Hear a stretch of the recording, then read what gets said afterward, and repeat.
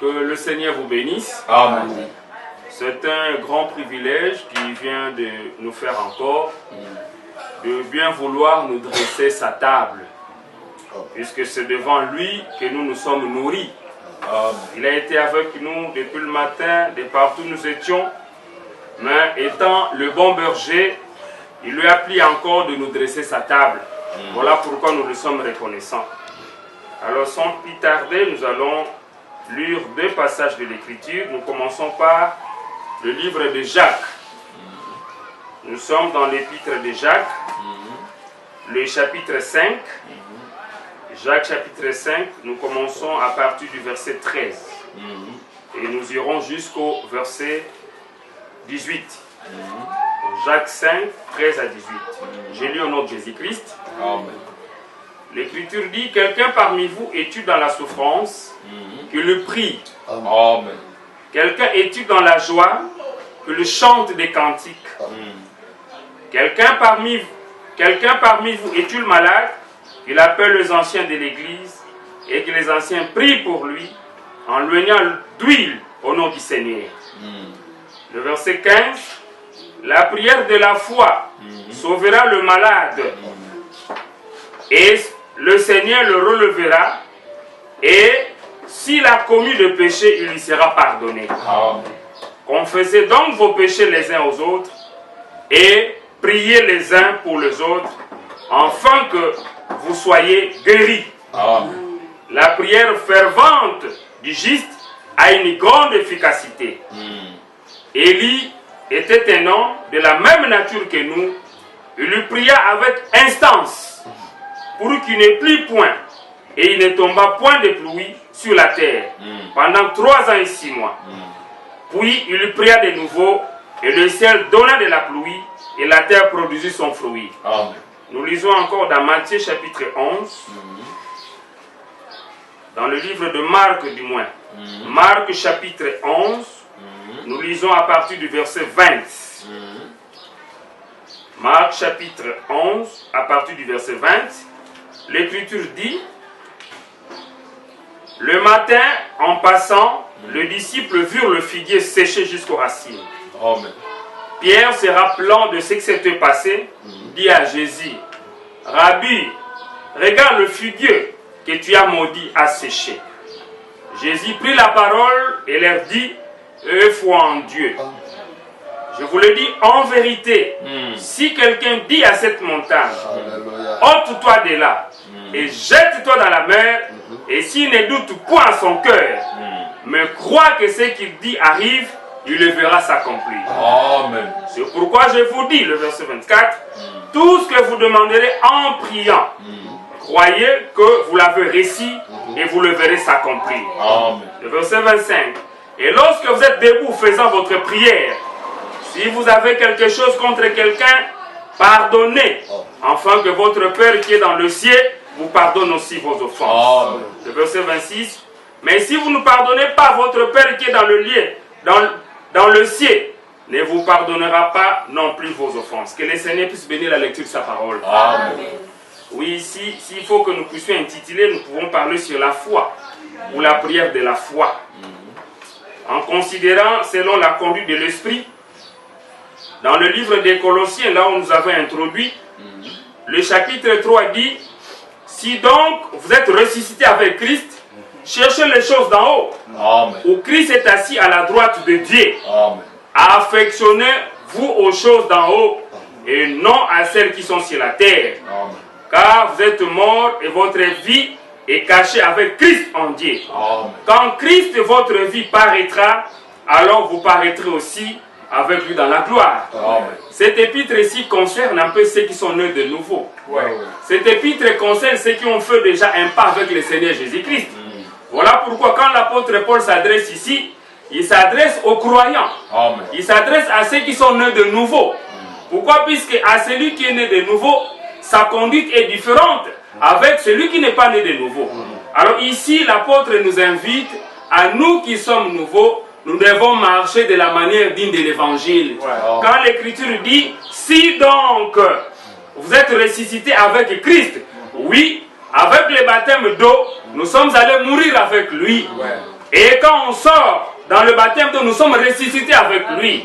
Avec les baptêmes d'eau, nous avons porté le nom de Jésus-Christ. Donc nous avons accepté volontiers de marcher avec lui. Alors, quand on est de nouveau, ici l'épître insiste que nous devons nous affectionner aux choses d'en haut. S'affectionner des choses d'en haut voudrait dire vivre selon Dieu. Voilà pourquoi dans le passage qui suit en bas est trop clair, l'Écriture dit en bas, à partir du verset 5, faites donc mourir les membres qui sont sur la terre. Et quels sont ces membres? Nous qui sommes nés de nouveau, les chrétiens qui sont nés de nouveau, ils sont censés de faire mourir les membres qui sont sur la terre. Quels sont ces membres? Il s'agit de l'impudicité, de l'impureté, les passions, le mauvais désir et la cupidité qui est une idolâtrie. Voilà les choses que nous sommes censés de renoncer, d'abandonner et d'être affectionnés aux choses d'en haut. Quelles sont les choses d'en haut? C'est la sanctification, c'est l'honnêteté, c'est la justice, c'est la paix, la tranquillité. Voilà ce que l'Esprit a voulu nous montrer de l'entrée ici, que nous sommes censés de nous affectionner des choses d'en haut. Quand on dit que nous sommes censés de nous affectionner des choses d'en haut, comprenez qu'il y a des choses qui sont sur la terre. Mais nous, quand nous avons accepté le Seigneur Jésus-Christ, c'est-à-dire nous sommes censés de marcher avec lui. Actuellement là, Christ est devant Dieu. Et nous sommes en Christ. Et nous sommes censés de vivre selon l'influence du Seigneur Jésus-Christ. Vivre selon l'influence du Seigneur Jésus-Christ voudrait dire vivre selon sa parole. Pourquoi? Parce que quand il était mort à la croix, le Seigneur Jésus-Christ est mort à notre place. Cela veut dire que notre vie pécheresse a été crucifiée. En échange, il nous a confié sa vie. Et voilà pourquoi nous sommes censés, en vivant, nous devons nous affectionner aux choses d'en haut. Les choses d'en haut, c'est quoi? C'est la justice. Les choses d'en haut, c'est quoi? C'est le pardon de péché. Pardonner les uns les autres. Les choses d'en haut, c'est quoi? C'est la sanctification. Les choses d'en haut, c'est quoi? C'est la sainteté. Les choses d'en haut, c'est quoi? C'est la sanctification. Les choses d'en haut, c'est quoi? C'est la pureté de cœur et de l'esprit. Voilà les choses auxquelles nous sommes censés de nous affectionner. Aussi vrai que nous sommes les enfants de Dieu. J'insiste que ce chapitre concerne les enfants de Dieu. Puisque l'apôtre Paul ici voulait mettre un peu la ligne de débarcation entre la vie d'un chrétien et la vie de celui qui n'est pas un chrétien. Et voilà pourquoi il a montré que nous devons faire mourir un peu le membre de la terre. La cupidité, l'idolâtrie, le péché, le mauvaise passion, le mauvais désir. Voilà pourquoi il est vraiment important que ces passages puissent être soulignés dans nos cœurs. Que c'est ça notre identité. Que Christ est devant Dieu, c'est pour nous. Et nous l'avons accepté pour que nous puissions vivre pour lui. Et ce n'est qu'à ces seules conditions que nous pouvons maintenant bénéficier de toutes les bénédictions de Dieu. En rentrant un peu dans le livre de Marc 11, où nous avons vu, bien avant que c'était le disciple qui était passé avec le Seigneur Jésus-Christ. C'est un passage que nous connaissons, mais comme nous l'avons toujours dit, avec la Bible, on ne peut pas s'habituer avec ça. La parole de Dieu, on ne s'habitue pas avec ça. Quand l'Esprit insiste sur la parole, c'est puisque l'Esprit voudrait que cette parole puisse être écrite par nous. C'est puisque l'Esprit voudrait que la parole puisse prendre place dans nos cœurs. Voilà pourquoi l'apôtre Paul ou l'apôtre Pierre pouvait dire que je vous écris presque la même chose. Mais ce que je vise, c'est votre sanctification. Ce que l'Esprit vise, c'est notre sanctification. C'est un passage qui nous est familier, mais aussi vrai que cela n'a pas encore pris place dans notre cœur, le Seigneur reviendra de temps en temps sur ça. Voilà pourquoi encore pendant ce moment, il rentre sur ça, sous la conduite de l'Esprit. Le Seigneur Jésus-Christ passait avec les disciples, il a vu un arbre. Alors qu'il voulait cueillir un peu de fruits de cet arbre, mais curieusement dans cet arbre, il n'y avait pas de fruits. Et le Seigneur a maudit cet arbre, que plus jamais personne ne mangera de ton fruit. Et ils sont passés avec les disciples, et quelques heures, le jour suivant, pendant qu'il aurait passé sur le même chemin avec les disciples, c'est l'apôtre Paul l'apôtre Pierre, qui faisait remarquer au Seigneur que maître, voilà l'arbre que tu avais maudit a séché jusqu'à la racine. Ah voilà. Donc l'apôtre Pierre a remarqué, la parole que le Seigneur Jésus-Christ avait sortie concernant cet arbre a eu un peu d'effets. Les effets sont quoi? L'arbre a séché.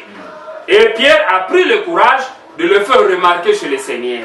C'est comme ça que le Seigneur va revenir pour lui dire que si vous aurez la foi, si quelqu'un a la foi, là le Seigneur nous donne à nous ses enfants, à nous qui sommes nés de nouveau, comme la Bible dit que nous devons nous fonctionner dans les choses d'en haut. La foi, la parole de Dieu, ce sont les choses d'en haut. Le Seigneur dit ceci, que si quelqu'un a la foi, il peut dire à cette montagne, déracine-toi et jette-toi dans la mer. Et il insiste, si il n'a pas douté, il n'y a pas ici, on n'a pas sélectionné tout celui qui est disciple du Seigneur Jésus-Christ. Le Seigneur a bien dit, si quelqu'un a de la foi, que si quelqu'un peut dire à cette montagne, sans pourtant douter, voilà pourquoi nous voulons insister aujourd'hui sur la foi. Que si nous avons la foi à la parole du Seigneur, de la même façon que le Seigneur avait donné l'ordre, que plus personne ne mangera de ton fruit, si nous pouvons avoir la même foi, puisque le Seigneur Jésus-Christ c'est notre modèle. Amen. Si nous avons un modèle, c'est le Seigneur Jésus-Christ. Et quand la vie qu'il a vécue sur la terre, c'est la vie que nous sommes censés de vivre. Et tout ce que le Seigneur Jésus-Christ avait fait, c'est tout ce que nous sommes censés de faire. En modèle, il nous montre, il a sorti la parole et l'arbre a séché. Alors pendant que les disciples étaient là curieux, ils n'ont rien compris, ils posent la question, ils ont fait remarquer si Pierre a fait remarquer la situation sur le Seigneur Jésus. C'est comme ça que le Seigneur Jésus est sorti pour leur enseigner que si quelqu'un a la foi, et que si tu ne doutes pas de ton cœur, et que tu dis qu'à cet arbre, à cette montagne, ôte-toi de là, et que jette-toi dans la mer, le Seigneur Jésus insiste, si tu ne doutes pas, tu verras cela s'accomplir. Et il insiste encore, que tout ce que vous demanderez à mon nom en priant, vous devez croire que vous l'avez, vous le verrez s'accomplir. Donc le Seigneur est en train de nous assurer que ce que lui venait de faire là, tous ses disciples, tous les enfants de Dieu ont aussi la même capacité pour en produire. Mais comment en produire? Ça ne peut se faire que par rapport à la foi. Voilà pourquoi il a insisté. Il a dit que si tu ne doutes pas, puisque nous savons que le grand ennemi de la foi c'est le doute. Le grand ennemi de la foi c'est le raisonnement. Le grand ennemi de la foi c'est l'hésitation. Le grand ennemi de la foi, ce sont ces pensées-là, dispersées. Mais voilà pourquoi le Seigneur Jésus insiste, si tu ne doutes pas. Donc, c'est un passage dont le Seigneur Jésus voudrait voir un peu la foi prendre place dans le chef de ses disciples. Mais d'où doit provenir la foi? D'ailleurs, nous sommes le bien-aimé. L'apôtre Paul, par l'Esprit, peut bien démontrer que la foi vient de ce qu'on attend. Et ce qu'on attend vient de la parole de Christ. C'est-à-dire, un enfant de Dieu, un chrétien, si nous voulons marcher dans la foi, ça dit nous devons avoir le strict respect de la parole du Seigneur. La Bible dit la foi vient de ce qu'on attend, et ce qu'on attend vient de la parole du Christ. Et je pense que ce que nous sommes en train d'écouter, c'est la parole du Seigneur. Et nous sommes censés d'avoir foi à cette parole du Seigneur.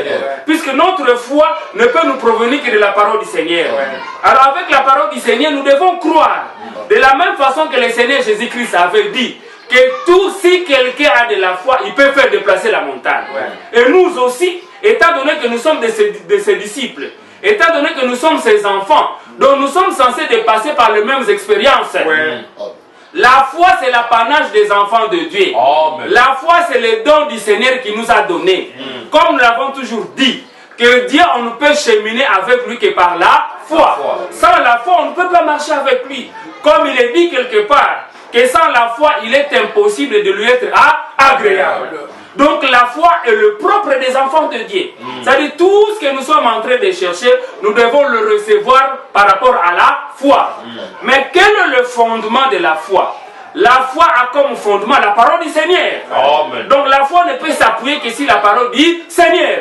Voilà pourquoi d'ailleurs, le Saint-Esprit s'était écrit que la foi vient de ce qu'on attend, et ce qu'on attend vient de la parole du Seigneur. Voilà, donc la foi n'a que fondement sur la parole du Seigneur. Ceci dit, il faut que nous puissions comprendre, étant donné que nous sommes les enfants de Dieu, tous les tableaux que le diable peut nous montrer, nous allons recourir à la parole du Seigneur. Notre tableau, c'est la parole du Seigneur, puisque c'est là est notre foi, et c'est là est notre fondement. Puisque si nous voulons triompher même dans ce monde, nous ne pouvons triompher que par rapport à la foi. Mais nous savons que la foi a comme fondement la parole du Seigneur. Ceci veut dire que nous devons nous approprier de toute la parole du Seigneur. là où nous avons vu le Seigneur Jésus nous dire que si quelqu'un de la foi et qui ne doute pas dans son cœur, qui peut dire à cette montagne déplace-toi, c'est quelque chose de croire, nous allons voir la chose s'accomplir. Quand le Seigneur Jésus-Christ était sur sa chaise, il a marché sur cette terre. Nous avons vu, c'est là où nous voulons attirer un peu le peuple de Dieu. Vous savez, dans le domaine de Dieu, quand le Seigneur Jésus-Christ marchait, il y a un passage qui dit que le Fils ne peut rien faire ce qu'il va faire au Père. Cela veut dire ceci. C'est-à-dire qu'il y avait tous les miracles, beaucoup de miracles que le Seigneur Jésus faisait, le Père lui montrait en avance. C'est-à-dire que cela était donc dans le plan prévu de Dieu. C'est-à-dire que c'est le Seigneur qui l'a envoyé. Quand il est allé dans la fontaine de Bethesda, on trouve quelqu'un qui était là pendant beaucoup d'années. Il était vraiment donc paralytique. Il ne marchait pas avec son lit. Alors à Bethesda, il y avait l'ange qui descendait et qui ressortait. Mais quand le Seigneur est venu, il est juste venu chez la personne là, qui a fait si c'est 38 ans, si j'ai encore la bonne mémoire, sans pourtant marcher. Mais le Seigneur n'est venu que chez lui. Alors qu'à côté de ces messieurs-là, il y avait beaucoup de gens d'autres malades. Mais comme le Fils ne peut rien faire, c'est qu'il a vu au Père. C'est ce qui était prévu. Donc en ces jours-là, la guérison n'était prévue que pour ces paralytiques-là de 38 ans. Amen. Et le Seigneur a dit, prends ton lit et marche. Là, c'est le Seigneur qui a actionné la chose. Mais ici, nous sommes, je voulais attirer notre attention sur quelque chose. Mais quand nous avons vu la femme à la perte de sang en train de marcher, Jésus qui se marchait, Jésus n'a rien fait pour cette femme-là. C'est la foi de cette femme-là qui lui a donné la guérison. Cela veut dire, tel que nous sommes là avec la foi, nous pouvons activer le pouvoir de Dieu. Amen. Donc c'est ce que nous sommes censés de comprendre. Nous ne pouvons pas rester comme ça. Là, si nous sommes en train de pleurer, non. Il y a lieu que nous puissions activer la puissance de Dieu. Amen. De la même façon, la femme là, d'ailleurs Jésus s'est promené. Dans ce cadre-là, on ne peut pas dire que le Fils ne peut rien faire ce qu'il va faire au Père.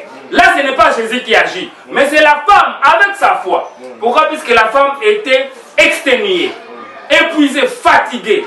Donc, il ne savait quoi faire.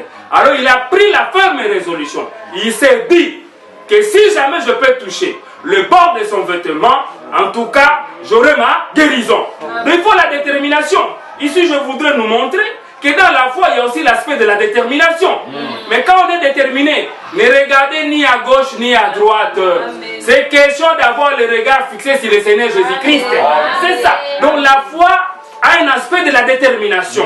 Tout ce que tu peux voir, non. Il faut que vous ayez, c'est comme ça que la Bible dit, que la foi est une ferme assurance de choses qu'on espère. Donc une substance.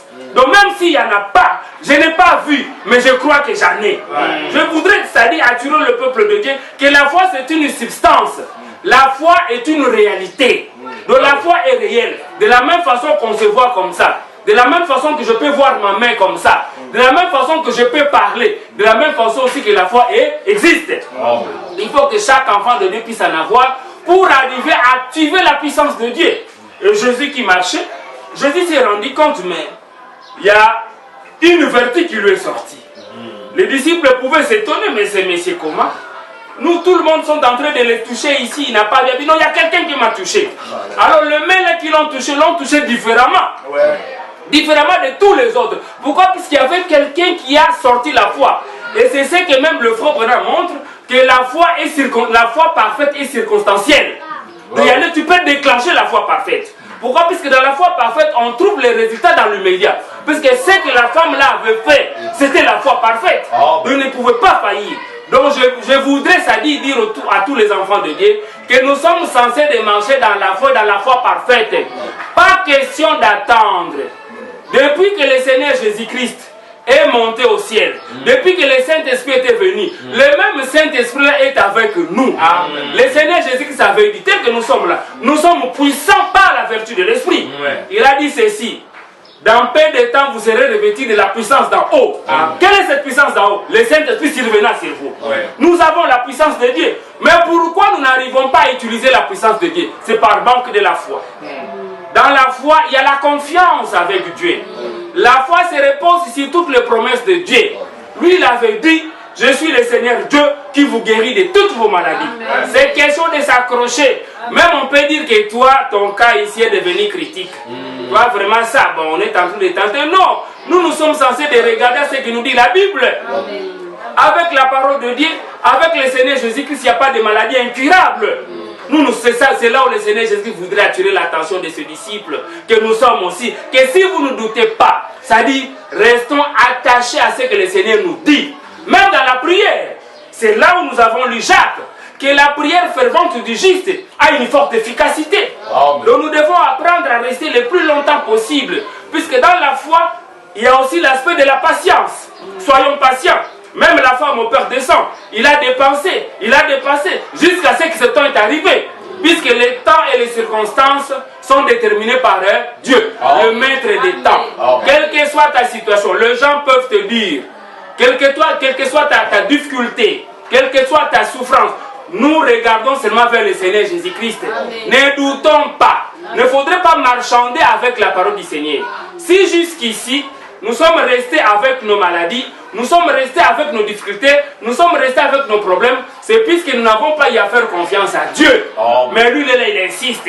Voilà pourquoi nous avons dit, avec la parole de Dieu, on ne peut pas s'habituer avec ça. Puisqu'il y a des versets qu'on peut dire, comme Marc 11. On peut lire ça comme une récitation. Mais quand le Saint-Esprit insiste, c'est puisque le Saint-Esprit a vu que jusqu'ici, nous n'avons pas encore intériorisé cette parole. Jusqu'ici, nous n'avons pas encore fait cette parole notre propriété. Puisque la parole du Seigneur, c'est notre héritage. Amen. Donc, quel que soit le défi de l'ennemi, nous sommes censés de regarder à la parole du Seigneur. Amen. Puisque nous avons dit que la parole du Seigneur, c'est notre fondement. Le fondement de la foi, c'est la parole du Seigneur. Amen. Toute cette Bible n'est remplie que de promesses que le Seigneur nous a faites. Alors, quelle que soit la situation, il convient de regarder à ce que Dieu a dit. C'est lui qui connaît. Il ne faut jamais désespérer dans la vie. Il faut considérer la parole du Seigneur. Voilà pourquoi même là où l'Esprit nous avait conduit, que nous sommes censés de nous affectionner des choses en haut. Oh. La guérison, ce sont les choses en haut, c'est pour nous. Amen. La délivrance, c'est pour nous. Donc les miracles, c'est pour nous. Amen. La puissance, c'est pour nous. Amen. Je voudrais nous dire encore que cet après-midi, que le Seigneur Jésus-Christ est aussi puissant maintenant, comme il était quand il était en chair. Amen. Il est là. Il est question que seulement nous puissions lui faire confiance. Il est question que nous puissions mettre de côté les doutes. Il est question que nous puissions mettre de côté tous nos raisonnements. Il est question que nous puissions mettre de côté tous les tableaux sombres que l'ennemi nous montre. Il est question que nous ayons nos regards braqués sur lui, sur sa parole. Puisque c'est lui qui est notre libérateur. Amen. La Bible dit, c'est lui qui suscite la foi en nous. Voilà pourquoi je demanderai à tout celui qui sent qu'il n'a pas de la foi, il est grand temps de le demander devant Dieu. Non pas une foi de l'imagination, mais la foi qui reste fondée sur la parole du Seigneur. Amen. Donc quel que soit que toutes les armes de l'ennemi sont braquées sur toi, mais toi tu restes là comme l'encre qui arrête un peu les grands navires. Il faut que nous ayons écrit c'est devant Dieu, il est en train d'intercéder pour nous. Lui qui a dit que c'est par ces maîtrises que nous avons été guéris. Lui qui avait dit parmi mon peuple point de stérile. Lui qui avait dit que je ne peux pas vous laisser être tenté au-delà de vos forces. Amen. Donc il est là. Amen. Donc il sait que nous puissions recourir devant lui. Que Seigneur, nous voici sur base de ta parole. Que nous te faisons confiance. Venez-nous à notre secours. C'est pas pour rien. Nous avons vu les disciples dire, Maître, augmente-nous la foi. J'aurais souhaité que ça soit la prière de tout un chacun de nous. Puisque sans la foi, on ne pourra pas marcher avec Dieu. Dieu, nous ne pouvons marcher avec lui que par la foi. La foi est différente de ce qu'on peut voir. La foi a comme fondement la parole du Seigneur Jésus-Christ. Voilà pourquoi je vais demander à tout un chacun de pouvoir encore approcher Dieu pour que le Seigneur lui accorde un peu la foi véritable.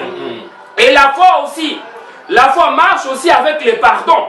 Voilà pourquoi, parce que quand nous sommes en train de prier, voilà même que ça soit dans le Marc 11, le Seigneur dit que si tu es en prière et que tu trouves que tu es en problème avec un frère, il faut l'arranger, il faut pardonner. La foi marche aussi avec le pardon. Bon, ce n'est pas pour rien que la Bible dit, aimez vos ennemis et priez pour tous ceux qui vous maltraitent. Ah, voilà là où notre foi nous fait défaut. Pourquoi? Puisque la foi c'est un tout cohérent. C'est-à-dire avec la foi, nous devons apprendre à pardonner. Amen. Avec la foi, nous devons apprendre à aimer comme le Seigneur Jésus-Christ. Avec la foi, nous devons rester attachés à la parole du Seigneur. Voilà pourquoi la Bible dit dans Jacques que nous devons nous pardonner réciproquement.